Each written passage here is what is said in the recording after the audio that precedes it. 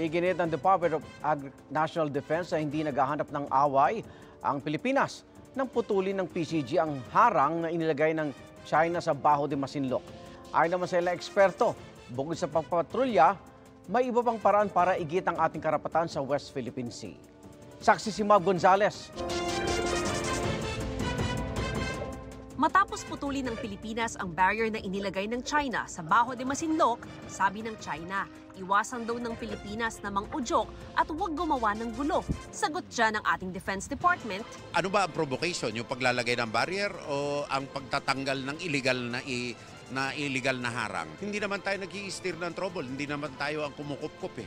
Yan yung hindi nila maintindihan eh. Ang propaganda nila na ginagamit eh.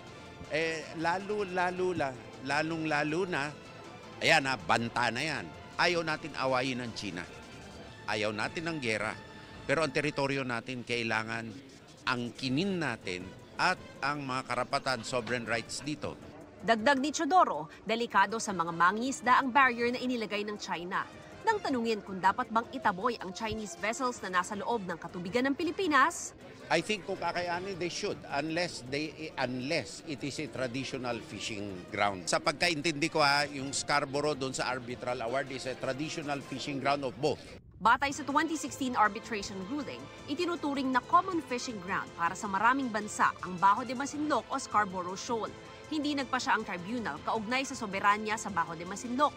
Pero ayon sa ruling, hindi dapat hinaharangan ng China ang traditional fishing rights ng mga Pilipino roon. Ang Philippine Coast Guard nangakong walang atrasan sa pagpapatrolya sa West Philippine Sea, anumang pangaharas ng China. Ang plano nila sa Baho de Masinloc, makapasok na sa loob ng bahura ang mga mangingisda nang walang nananakot at walang nanghaharang. We're not going to back down in conducting our maritime patrols. We are still going to persistently maintain our presence in the West Philippine Sea. Pero sabi ng UP Marine Science Institute, hindi lang sa pagpapatrolya pwedeng igiit ang karapatan ng bansa sa West Philippine Sea. Dapat daw magsagawa lagi ng Marine Scientific Survey. It has been long recognized to be a possible non-aggressive intervention for conflict resolution and a rule-based conduct in the West Philippine Sea to also assert the sovereignty as well as the rights that we have in our own waters.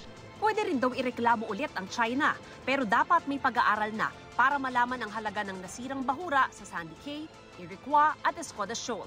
The other reason for coral destruction that are caused is the maritime militia anchoring on pristine reefs. You do not anchor on coral reefs in massive numbers without causing some kind of destruction. The next part will now be to come up with more detailed data to really not only to attribute to the cause, but to also quantify and evaluate the losses. Nangako naman ang Senado ng dagdag na pondo para sa Defense Department. Para sa GMA Integrated News, Mav Gonzales ang inyong saksi. Mga igan, samahan nyo kaming saksiyan ng mga balita. Mag-subscribe sa GMA Integrated News sa YouTube. Para sa mga kapuso abroad, samahan nyo kami sa GMA Pinoy TV at sa www.gmanews.tv.